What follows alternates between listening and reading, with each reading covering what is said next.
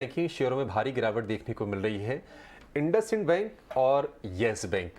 हालांकि इंडसइंड बैंक संभलने कोई संकेत नहीं दे रहा है। यस बैंक निचले स्तर से थोड़ा संभल जरूर रहा है और अब ये जो गिरावट है वो 3% के आसपास की रह गई है अगर हम यस बैंक की बात करें तो। लेकिन इंडसइंड बैंक 6% नीचे ये शेयर है और वहाँ पर रिकवरी के कोई साइंस मिल नहीं रहे हैं। लेकिन इन दोनों शेयरों में गिरावट की क्या वजह है ये बताने के लिए हमारे दो सहयोगी सौमित और शरद जुड़ गए हैं। सौमित, पहले आपसे जानेंगे, इंडसइंड बैंक आज निफ्टी का टॉप लूजर, निफ्टी बैंक पर इसके चलते ही प्रेशर भी है, चिंताएं क्या हैं आखिर इंडसइंड बैंक को लेकर? तो अगर आप देखेंगे तो इंडसइंड बैंक में जो खबर आई है वो ये है कि आरबीआई ने जो रिन्यूअल टर्म थी वो एक्सटेंड कर दी गई है, एक्सटेंड की है सुमंत कटपलिया की, जो सीईओ है इंडसइंड बैंक के। बट जो कंसर्न यहाँ पे आई है वो ये है कि इंडसइंड बैंक ने 3 साल का एक्सटेंशन मांगा था बट आरबीआई ने सिर्फ 2 साल का एक्सटेंशन दिया। अब ये क्यों एक कंसर्न है? क्योंकि सबसे पहली बात तो ये काफ़ी अनयूजुअल अनाउंसमेंट की है आरबीआई ने। यूजुअली वो जो एक्सटेंशन देते हैं वो या तो 1 ईयर की देते हैं या 3 ईयर के देते हैं, बट इस टाइम पे उन्होंने सिर्फ 2 साल का एक्सटेंशन दिया है। अब बैंक ने भले ही एक डिप्टी सीईओ का अपॉइंट कर रखा है, बट एनालिस्ट कम्युनिटी का ऐसा मानना है कि जो 2 साल का जो एक्सटेंशन दिया है ये सिर्फ किसी नए कैंडिडेट को ट्रांजिशन के लिए या ग्रूम करने के लिए काफ़ी है। कोई लॉन्ग टर्म स्ट्रैटेजी अडॉप्ट करने के लिए या एग्जीक्यूट या इम्प्लीमेंट करने के लिए ये काफ़ी नहीं होगा जो एक्सटेंशन दिया गया है। उसी के साथ अगर आप देखेंगे तो कटपलिया जी ने अपने पहले के एनालिस्ट मीट में ये कहा था कि वो एक 4th डोमेन बनाना चाहते हैं इंडसइंड में, जिसमें वो एक्सपर्टीज़ करेंगे और ये एक्विजिशन के थ्रू करेंगे। बट चूंकि अब एक्सटेंशन जो हुआ है वो सिर्फ 2 साल का हुआ है, एनालिस्ट का मानना ऐसा है कि ये एमएनए वाला जो रूट था वो अब नहीं हो पाएगा, क्योंकि एमएनए को ज़्यादा टाइम लग जाता है। 2 साल काफ़ी कम टाइम है उसको एग्जीक्यूट करने के लिए। तो ये दूसरा एक कंसर्न है। अब ये कंसर्न्स का ऐसा मतलब नहीं है कि आगे चल के जब वापस से रिन्यूअल होने के लिए आएगा इनका जो सीईओ का टर्म है तब ये ना हो, क्योंकि पास्ट में ऐसे काफ़ी इंस्टेंसेस हुए हैं जब आरबीआई ने पहले छोटा टाइम का रिन्यूअल दिया था बट उसके बाद उन्होंने वापस से 3 साल का रिन्यूअल दिया है, जैसे कि हमने फेडरल बैंक, डीसीबी बैंक और सीएसबी बैंक में ऐसे केसेस देखे हैं। अब इसके चलते जेपी मॉर्गन ने जो अपनी रेटिंग थी इंडसइंड बैंक में उसको भी उन्होंने डाउनग्रेड किया है न्यूट्रल पे। पहले ये ओवरवेट का रेटिंग था और टारगेट प्राइस भी उन्होंने कट किया है 1060 पे। पहले ये टारगेट प्राइस करीब 1400 के आसपास का था। ठीक है, तो इंडसइंड बैंक पर ये दो अपडेट्स। प्रियंका, आपने कहावत सुनी है, एक तो करेला दूजा नीम चढ़ा। बिल्कुल, तो यार दोनों आज तो बैंक्स की एग्जैक्टली वही हो रहा है। अब 3 साल की उम्मीद थी और अमूमन हम देखते यही है कि 3 साल का ही एक्सटेंशन किसी को मिलता है और ये वैलिड कहीं ना कहीं चिंता है। तो ये ओवरहैंग लेकिन तो क्या ओवर रिएक्शन तो नहीं है कहीं 6% के आसपास का? ये मुझे ओवर रिएक्शन लग रहा है, क्योंकि इंडसइंड बैंक जैसा जो शेयर है 6% टूट जाए। हाँ, लोअर लेवल से थोड़ा सा चला जरूर था ये। जेपी मॉर्गन की भी एक डाउनग्रेड रिपोर्ट आई, उसने भी सेंटिमेंट और वीक कर दिया, तो ये एक बड़ी वजह है। इसीलिए थोड़ा सा डबल वैमी इसके लिए, स्टॉक के लिए इंडसइंड बैंक में।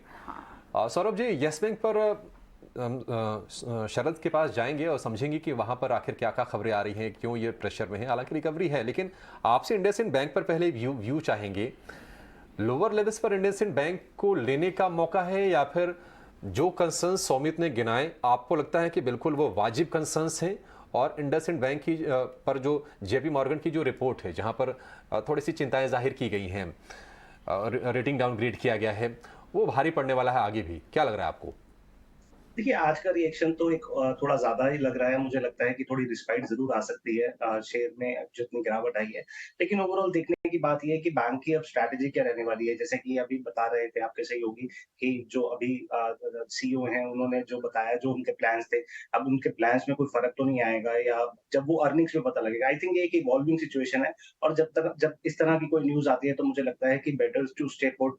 आप उसमें पोज़ीशन ना बढ़ाएँ या पोज़ीशन ना लें।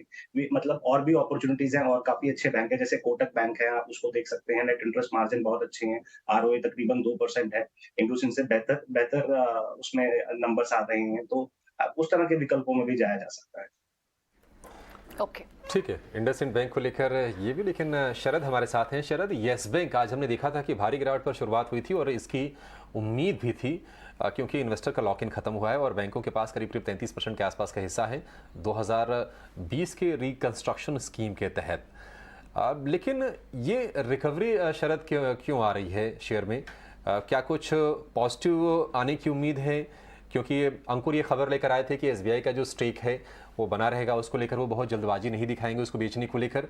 और ये बताइए कि क्या खबरें हैं इसको लेकर? जी बिल्कुल, आज जो था इम्पॉर्टेंट डील भी हुआ था और आपने सही कहा कि आज जो इन्वेस्टर लॉक इन पीरियड है वो ख़त्म हुआ है। 0.6% इक्विटीज़ जो है एक्सचेंज शेयर हैंड्स की हैं। लगभग 16 करोड़ का जो डील हुआ है, लगभग 40 बंच ऑफ ट्रेड्स के हिसाब से। लेकिन बायर और सेलर अभी तक नोन नहीं है। और इसके अलावा बैंकों के हिस्से के बारे में बात करें तो लगभग 33% हिस्से देखने मिले हैं। और एसबीआई का अगर स्टेक देखें तो ऑलमोस्ट 26% का। यहाँ पे सोर्सेज कह रहे हैं कि हमारे जो एसबीआई का स्टेक है वो अभी भी सिंगल लार्जेस्ट शेयर होल्डर रहने वाले हैं। और इसके कारण जो है मार्केट्स ने भी जो एक चीयर दिया है। ऑफकोर्स जब खुला था स्टॉक तो लगभग 12% का गिरावट देखने मिला था, लेकिन वहाँ से जो रिकवरी आई है वो लगभग 9 से लेकर 10% तक का एक अच्छी स्ट्रॉन्ग रिकवरी देखने मिली है। तो स्ट्रीट जो है इस लॉक इन को जो है धीरे धीरे फैक्टर इन किए जा रहा है। एंड ऑफकोर्स एक डील भी हुए एडवेंट और कार्लाइल के साथ एसबीआई के साथ, जहाँ पे वो डील के बाद जो है हल्की सी स्टेक ज़रूर घट सकती है। लगभग 26% से 24% तक का ओवरऑल स्टेक आ सकता है। लेकिन रिटेल में भी जो है इंटरेस्ट अच्छी बनी हुई है। और यहाँ पे आगे मानना है ब्रोकर्स का कि अच्छी बाइंग जो है रिटेल सेगमेंट में भी थोड़ी देखने मिल सकती है। तो इसके कारण जो है एक रिकवरी और एक पॉजिटिव सेंटिमेंट जो येस बैंक में हमें देखने मिल रहा है। ओके, ठीक है। ऑलराइट, तो ये तो येस बैंक पे एक बात रही। इसे इस डेवलपमेंट को देखना होगा, दिन भर ट्रैक करना होगा।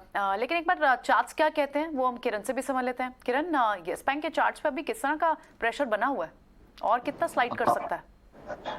ओवरऑल येस बैंक की अगर हम बात करें तो करीबन मई 2021 से लेके हम देखें तो सितंबर 2022 तक ये स्टॉक के ऊपर 15-16 रुपीस का एक क्लस्टर रेजिस्टेंस था। स्टॉक को क्रॉस नहीं कर पा रहा था। और जैसे ही हमने देखा कि सितंबर 2022 के बाद जैसे ही ये क्रॉस हुआ, उसके बाद स्टॉक ऊपर में 18-19 रुपए के आसपास कंसोलिडेट हुआ और वहां से फिर एक हमने यहाँ पे एक मूव देखा जो ऊपर में 25 तक आया। अब वापिस स्टॉक कहीं ना कहीं अपने प्रीवियस सपोर्ट के आसपास रेजिस्टेंस था जो अब सपोर्ट का ऐड कर रहा है। सो कहीं ना कहीं 15 और 16 रुपए के बीच में कंसोलिडेट हो ऐसा हमें लग रहा है। ओवरऑल अपनी सभी इंपॉर्टेंट मूविंग एवरेजेस के नीचे ट्रेड कर रहा है, तो थोड़ा यहाँ पे कॉशियस हमें रहना चाहिए। तो जिनके पास है वो 15 रुपए के नीचे का स्टॉप लॉस है। तो आज का जो भी लो पड़ा है सुबह जो 15 रुपए के नीचे 14.90-80 के बीच में लो है, सो वो लो के स्टॉप लॉस के साथ डेफिनेटली येस बैंक में बने रहे। नए लोगों जिनको अगर बाइंग करने का सोच रहे उनके लिए मैं बोलूंगा कि वेट एंड वॉच कीजिए। अगर स्टॉक वापस ऊपर 18 रुपए के ऊपर निकलता है तो ही आप फ्रेश इन्वेस्टमेंट या तो फ्रेश ट्रेड कर सकते हो।